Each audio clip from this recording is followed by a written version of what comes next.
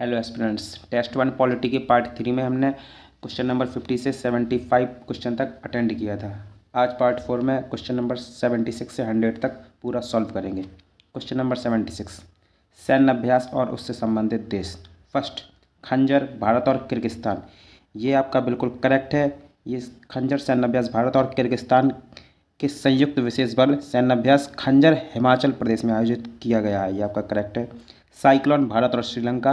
भारत मिश्र अभ्यास, साइक्लोन का दूसरा संस्करण मिस्र में आयोजित होगा, इसलिए आपका गलत है। श्रीलंका की जगह मिस्र इसका करेक्ट होगा। 3, डेजर्ट साइक्लोन, भारत और यूएई। ये आपका बिल्कुल करेक्ट है। यह भारत और यूएई के बीच एक संयुक्त सैन्य अभ्यास है। अयुत्थाया, भारत और थाईलैंड। ये भी आपका बिल्कुल करेक्ट है। यह भारतीय नौसेना और रॉयल थाई नौसेना के बीच द्विपक्षीय समुद्री सैन्य अभ्यास है, इसलिए आपका first, third and fourth correct है। केवल 3 सही हो जाएगा। Question number 77, green fuels alliance India GFAI के संबंध में निम्नलिखित कथनों पर विचार कीजिए। कौन से कथन सही हैं? फर्स्ट, यह भारत और फ्रांस के बीच हस्तांतरित हरित रणनीतिक साझेदारी का हिस्सा है। यह आपका स्टेटमेंट बिल्कुल रॉन्ग है, क्योंकि GFAI green strategic partnership GSP का हिस्सा है, जिसे 2020 में भारत और डेनमार्क के बीच हस्तांतरित किया गया, इसलिए आपका ये गलत हो जाएगा। सेकंड, इस पहल का उद्देश्य कार्बन तटस्थता की दिशा में संयुक्त लक्ष्यों को आगे बढ़ाना तथा भारत में नवीकरणीय ऊर्जा उत्पादन को बढ़ावा देना है। ये स्टेटमेंट आपका बिल्कुल करेक्ट है। यह दोनों देशों के व्यवसायों, सरकारी संस्थाओं और अनुसंधान संस्थानों के बीच सहयोग को प्रोत्साहित करता है, जिससे भारत को 2070 तक अपने शुद्ध शून्य उत्सर्जन लक्ष्य के करीब पहुंचने में मदद मिलेगी, इसलिए आपका second is correct. Question number 78, हाल ही में कर्नाटक में खोजी गई प्रजाति कंजाइड सिल्वर लाइन निम्नलिखित में से किस समूह से संबंधित है? ये आपका करंट अफेयर्स का क्वेश्चन है। कंजाइड सिल्वर लाइन किस समूह से संबंधित है? इसका आपका ऑप्शन सही है, तितलियाँ। यह तितली लाइकेनिडी परिवार से संबंधित है, जो अपने छोटे आकार और चमकीले रंगों के लिए जानी जाती है, और इसे हाल ही में भारत के कर्नाटक के पश्चिमी घाट में पहचाना गया है। इसकी खोज पश्चिमी घाट की समृद्ध जैव विविधता में वृद्धि करती है, जो विश्व स्तर पर मान्यता प्राप्त जैव विविधता वाला क्षेत्र है। इस प्रजाति की पहचान क्षेत्र के पारिस्थितिक महत्व और इसके अद्वितीय जीवों की रक्षा के लिए संरक्षण प्रयासों की आवश्यकता पर प्रकाश डालती है, इसलिए आपका तितलियाँ इज करेक्ट। 79, निम्नलिखित में से कौन सा संगठन प्रतिवर्ष वैश्विक जोखिम रिपोर्ट जारी करता है?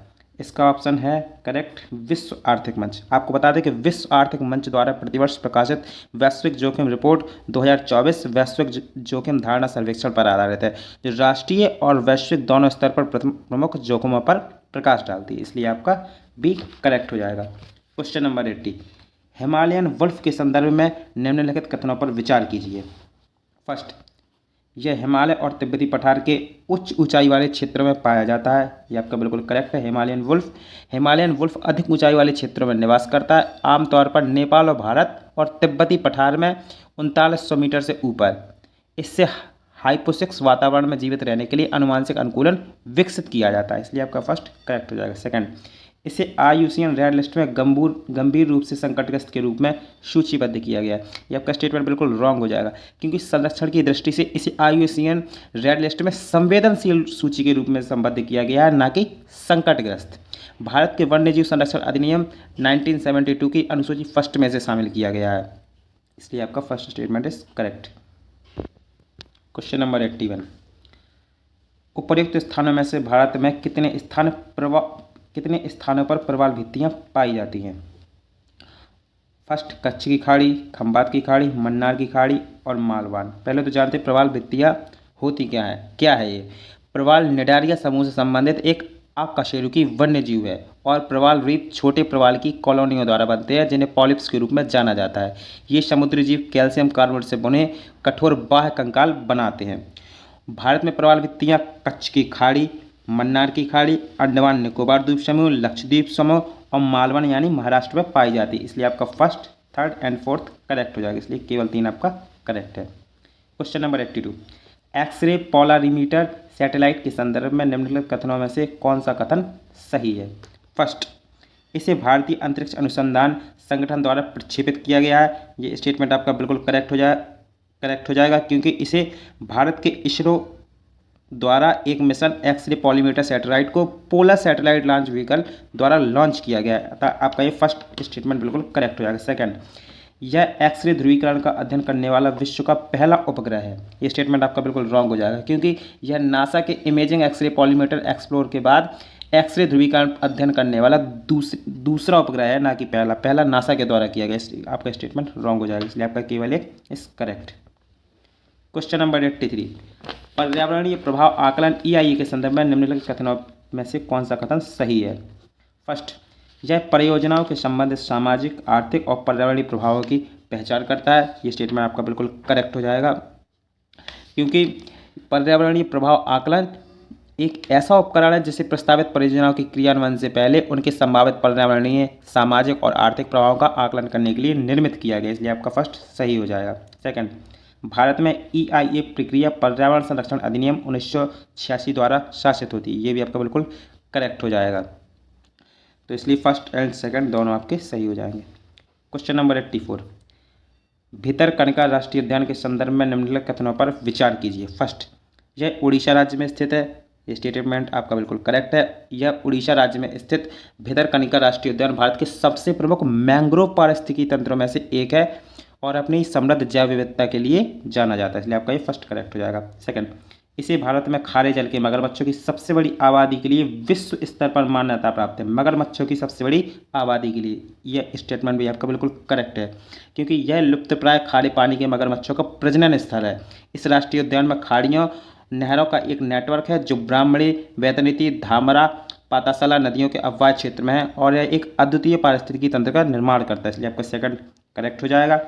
स्टेटमेंट नंबर 3, यह भारत में दूसरा सबसे बड़ा मैंग्रोव पारिस्थितिकी तंत्र है। ये स्टेटमेंट भी आपका बिल्कुल करेक्ट है, क्योंकि पश्चिम बंगाल के सुंदरवन में पहला सबसे बड़ा मैंग्रोव पारिस्थितिकी तंत्र है। भितरकनिका भारत का दूसरा सबसे बड़ा मैंग्रोव पारिस्थितिकी तंत्र है। दोनों क्षेत्र खारे पानी के मगरमच्छों के 3 स्थलों में से है, और जबकि आपका तीसरा स्थल अंडमान और निकोबार द्वीप समूह, इसलिए आपके तीनों स्टेटमेंट करेक्ट हो जाएंगे, first, second and third. Question number 85, निम्नलिखित में से कौन सा भारतीय संविधान के राजनीतिक दर्शन का सटीक वर्णन करता है? फर्स्ट, यह पूर्णतः उदार एवं लोकतांत्रिक है।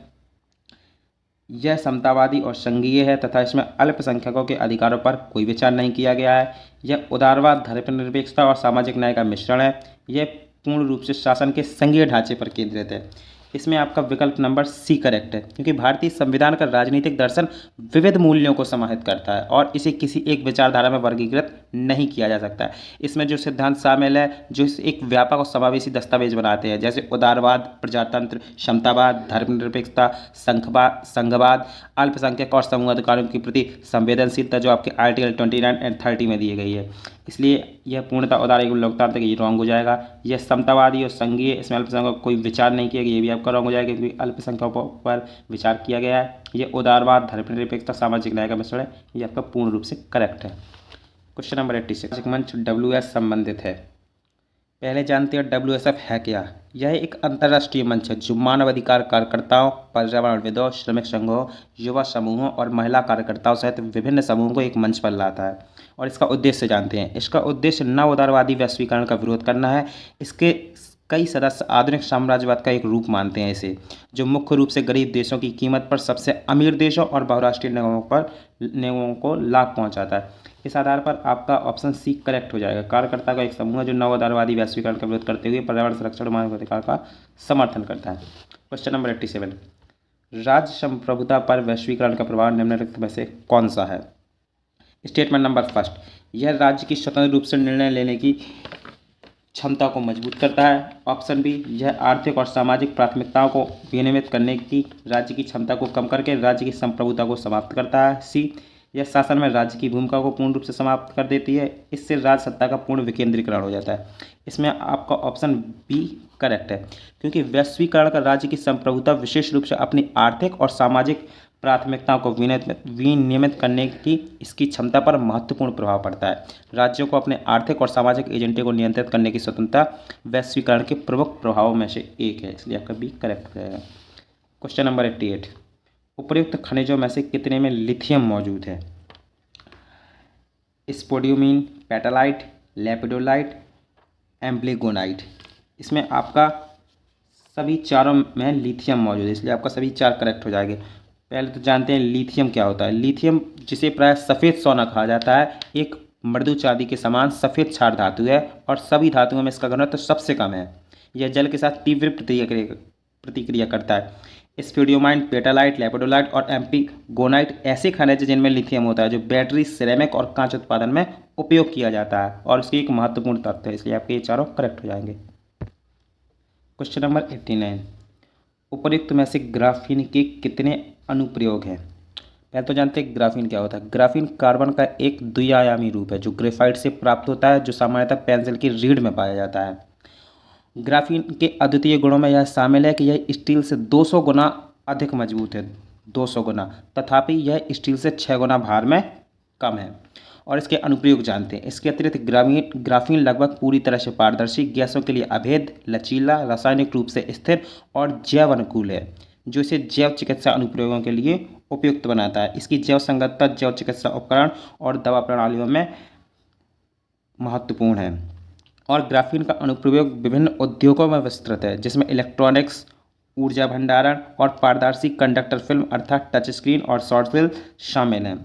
इसके अतिरिक्त इसका उपयोग समग्र सुदृढ़ीकरण, थर्मल प्रबंधन, उच्च संवेदन सेंसर और जन स्पंदन प्रणालियों में भी किया जाता है। अर्थात आपके चारों विकल्प सही हैं, इसलिए डी सभी चार। क्वेश्चन नंबर 90, संयुक्त राष्ट्र सुरक्षा परिषद के सुधारों के संदर्भ में निम्नलिखित कथनों में से कौन से कथन सही हैं? कौन से सही हैं?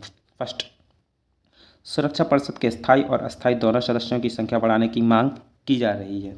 यह स्टेटमेंट आपका बिल्कुल करेक्ट है, क्योंकि संयुक्त राष्ट्र सुरक्षा परिषद की संरचना में सुधार की मांग लगातार बढ़ रही है। विशेष रूप से कई देश स्थायी और गैर स्थायी दोनों सदस्यों की संख्या में वृद्धि की वकालत कर रहे हैं, खासकर विकासशील देशों को अधिक प्रतिनिधित्व प्रदान करने के लिए, जो मौजूदा व्यवस्था में बहुत कम प्रतिनिधित्व महसूस करते हैं। सेकंड, स्थायी सदस्यों के पास मौजूद वीटो शक्ति को वैश्विक समुदाय द्वारा व्यापक समर्थन प्राप्त है, वीटो शक्ति को, क्योंकि यह अंतर्राष्ट्रीय शांति और स्थिरता बनाए रखने के लिए आवश्यक है। ये स्टेटमेंट आपका बिल्कुल रॉन्ग हो जाएगा, क्योंकि यह वीटो की शक्ति है, यह स्थायी देशों को असंगत शक्ति दे देता है और संयुक्त राष्ट्र के निर्णयों की वैधता को बहुत कमज़ोर और बहुत प्रभावित करता है। इसलिए वीटो पावर का व्यापक रूप से समर्थन नहीं किया जा रहा है। इसलिए आपका first statement is correct. Question number 91, Kuril द्वीप निम्नलिखित में से किस जल निकाय को अलग करते हैं? जापान सागर और पूर्वी चीन सागर, ओखोटस्क सागर और प्रशांत सागर, काला सागर और कैस्पियन सागर, अरब सागर और बंगाल की खाड़ी। इसमें आपका क्वेश्चन भी करेक्ट हो जाएगा, क्योंकि कुरिल द्वीप एक द्वीप समूह है जो रूस के कामचाट का प्रायद्वीप, जो आपका ईस्ट में, रूस के ईस्ट में है, से लेकर जापान के होक्काइडो द्वीप तक विस्तृत है। वे ओखोटस्क सागर और प्रशांत महासागर के बीच एक प्राकृतिक सीमा का निर्माण करते हैं, जो इस जल निकाय को अलग करते हैं। इसलिए आपका भी करेक्ट हो जाएगा। Question number 92, square kilometre array observatory के संदर्भ में निम्नलिखित कथनों पर विचार कीजिए। First, square kilometre array observatory radio खगोल विज्ञान के लिए समर्पित एक अंतर सरकारी संगठन है। यह आपका स्टेटमेंट बिल्कुल करेक्ट है, क्योंकि एक अंतर सरकारी संगठन है। इसका मुख्यालय बीजिंग, चीन में स्थित है। यह आपका स्टेटमेंट गलत हो जाएगा। इसका मुख्यालय यूनाइटेड किंगडम, दक्षिण अफ्रीका और ऑस्ट्रेलिया में स्थित दो विशाल टेलीस्कोप का संचालन करता है, जो एक वैश्विक वेधशाला के रूप में एक साथ काम करते हैं।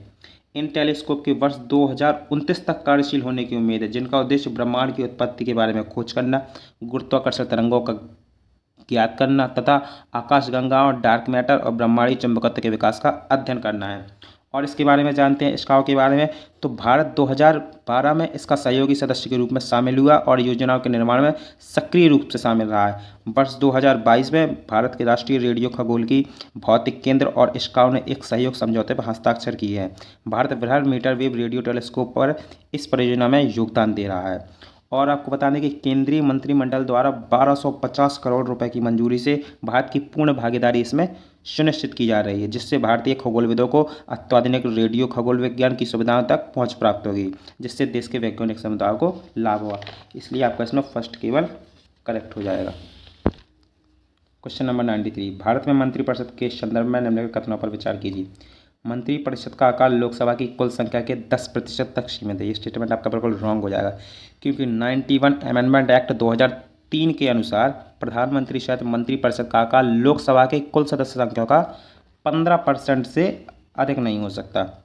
इसलिए आपका ये फर्स्ट गलत हो जाएगा। सेकंड, मंत्रिपरिषद सामूहिक रूप से लोकसभा के प्रति उत्तरदायी होती है। स्टेटमेंट आपका बिल्कुल करेक्ट है, क्योंकि प्रधानमंत्री समेत पूरी मंत्रिपरिषद सामूहिक रूप से सरकार के कार्यों के लिए लोकसभा के प्रति जवाबदार होती है। अगर लोकसभा अविश्वास प्रस्ताव पारित कर देती है तो समस्त मंत्रिपरिषद को इस्तीफा देना होगा, इसलिए आपका second is correct. Question number 93, भारतीय संविधान के किस अनुच्छेद के तहत राज्यसभा को 2/3 बहुमत से प्रस्तावित करके पारित करके नई अखिल भारतीय सेवा सृजन करने का अधिकार दिया गया? तो इसमें आपका आर्टिकल 312 इस करेक्ट हो जाएगा, क्योंकि भारतीय संविधान का अनुच्छेद 312 के तहत राज्यसभा उपस्थित और मतदान करने वाले सदस्यों के 2/3 बहुमत से प्रस्ताव पारित करके किसी भी नई अखिल भारतीय सेवा को बना सकती है या उसे शक्ति दी गई है संविधान में। यह प्रावधान राष्ट्रीय हित में आवश्यक समझे जाने पर अतिरिक्त सेवाओं की स्थापना की अनुमति देता है। और आपको बता दें कि भारत में वर्तमान में 3 अखिल भारतीय सेवाएं हैं, IAS, IPS और IFS यानी कि Indian forest service. Question number 95, Bharat में राज्यों को वित्तीय अनुदान के संदर्भ में निम्नलिखित कथनों पर विचार कीजिए। भारतीय संविधान का अनुच्छेद 275 संसद को वित्तीय सहायता की आवश्यकता वाले किसी भी राज्य को अनुदान प्रदान करने की अनुमति देता है। ये स्टेटमेंट आपका बिल्कुल करेक्ट है, क्योंकि ये 275 यह अनुमति देता है। सेकंड, वित्त आयोग राज्य में संतुलित विकास सुनिश्चित करने के लिए इन अनुदानों के विवरण की सिफारिश करता है। ये स्टेटमेंट भी आपका बिल्कुल करेक्ट हो जाएगा, क्योंकि आर्टिकल 280 के तहत स्थापित वित्त आयोग राज्यों की वित्तीय स्थिति की समीक्षा करता है और यह सिफारिश करता है कि इसे 275 के तहत अनुदान सहायता वितरित किया जाना चाहिए। स्टेटमेंट 3, ये अनुदान सदैव बिना शर्त होते हैं तथा इन पर केंद्र द्वारा निर्धारित शर्तें लागू नहीं होती हैं। ये आपका स्टेटमेंट बिल्कुल गलत हो जाएगा, क्योंकि ये अनुदान केंद्र की शर्तों के आधार पर ही सशर्त या बिना शर्त हो सकते हैं, इसलिए आपका ये गलत हो जाएगा। First and second is correct. Question number 96, निम्नलिखित में से किस समिति आयोग के नेतृत्व में अंतर्राज्यीय परिषद का गठन किया गया? राजमन्नार समिति, सरकारी आयोग, पूंजी आयोग, प्रशासनिक सुधार आयोग। इसमें आपका बी करेक्ट हो जाएगा, सरकारी आयोग, क्योंकि केंद्र राज्य संबंधों की समीक्षा करने के लिए गठित सरकारी आयोग 1983 ने भारतीय संविधान के आर्टिकल 263 के तहत एक अंतर्राज्यीय परिषद के गठन की सिफारिश की थी और इसमें सहकारी संघवाद को बढ़ावा देने तथा विभिन्न प्रशासनिक विधायी और शासन संबंधी मुद्दों पर संघ और राज्यों के बीच समन्वय सुधार लाने के लिए 1990 में अंतर्राज्यीय परिषद का गठन किया था, इसलिए आपका सरकारी आयोग करेक्ट हो जाएगा। क्वेश्चन नंबर 97, संसदीय प्रणाली के संदर्भ में लैम डैक सत्र शब्द का क्या अर्थ है? पहले तो आप जान लीजिए लैम डैक सत्र से तात्पर्य क्या है। यह मौजूदा संसद या विधानमंडल के अंतिम सत्र से है इसका संबंध, जो नए विधानमंडल के निर्वाचित होने के बाद लेकिन नवनिर्वाचित सदस्यों के पदभार ग्रहण करने से पहले होता है। यानी कि जो आपकी नए निर्वाचित संसद आएगी और जो पुरानी संसद है उसका जो लास्ट सत्र होगा उसे लैम डैक सत्र कहा जाता है। इस अवधि के दौरान निवर्तमान सदस्यों को, विशेषकर जिन्हें पुनः निर्वाचित नहीं किया गया है, उन्हें लैम डैक कहा जाता है, जो आपकी नई सरकार में शामिल नहीं है और पुरानी सरकार में थे, इसलिए उनको लैम डैक कहा जाता है और इस सत्र को लैम डैक सत्र कहा जाता है। यह शब्द आमतौर पर भारत सहित संसदीय प्रणालियों में नवनिर्वाचित सरकार के कार्यभार संभालने से पहले के संक्रमणकालीन चरण का वर्णन करने के लिए प्रयोग किया जाता है, इसलिए आपका इसमें स्टेटमेंट करेक्ट हो जाएगा बी आपका ऑप्शन इसमें करेक्ट हो जाएगा। क्वेश्चन नंबर 98, आपात स्थितियों के प्रकार और उनसे संबंधित अनुच्छेद। राष्ट्रीय आपातकाल आर्टिकल 352 बिल्कुल करेक्ट हो जाएगा। राष्ट्रपति शासन और आपातकाल, राज्य आपातकाल 356 और 365 ये भी आपका बिल्कुल करेक्ट हो जाएगा। वित्तीय आपातकाल अनुच्छेद 366 ये आपका रॉन्ग हो जाएगा, क्योंकि वित्तीय आपातकाल संबंधित है आपका आर्टिकल 360 से, इसलिए आपका केवल 2 करेक्ट हो जाएगा। क्वेश्चन नंबर 99, भारत के लिए उच्चायुक्त का कार्यालय निम्नलिखित में से किस अधिनियम के तहत स्थापित किया गया था? आपको बता दें कि भारत शासन अधिनियम 1919 ने ब्रिटेन में भारत के लिए उच्चायुक्त का कार्यालय स्थापित किया, ब्रिटेन में किया गया था। इसका उद्देश्य क्या था? यह कार्यालय ब्रिटेन में भारत के हितों, विशेष रूप से व्यापार, वाणिज्य और संचार के मामलों में प्रतिनिधित्व करने के लिए स्थापित किया गया था, इसलिए आपका बी करेक्ट हो जाएगा। Question number 100 and last, Bharat सरकार अधिनियम 1935 के संदर्भ में निम्नलिखित कथनों पर विचार कीजिए। फर्स्ट, इस अधिनियम में 95 है, इस अधिनियम में ब्रिटिश भारत और रियासतों को मिलाकर एक अखिल भारतीय संघ की स्थापना का प्रावधान किया गया। ये स्टेटमेंट आपका बिल्कुल करेक्ट है। सेकंड, इसने प्रांतीय स्तर पर द्वैध शासन प्रणाली को समाप्त कर दिया तथा प्रांतीय स्वायत्तता की स्थापना की। ये स्टेटमेंट भी आपका बिल्कुल करेक्ट है। इस अधिनियम के तहत केवल मद्रास, बंगाल और संयुक्त प्रांत में द्विसदनीय विधायिका की शुरुआत की गई। ये स्टेटमेंट आपका रॉन्ग हो जाएगा, क्योंकि इस अधिनियम ने केंद्र में द्विसदनीय विधायिका की शुरुआत तो की, लेकिन इसे सभी प्रांतों तक विस्तारित नहीं किया गया। केवल कुछ प्रांतों जैसे बंगाल, बिहार, बॉम्बे, मद्रास, असम और संयुक्त प्रांत में अधिनियम के तहत द्विसदनीय विधानमंडल है। इसलिए आपका 3 करेक्ट हो जाए, गलत हो जाएगा, इसलिए first and second is correct. धन्यवाद।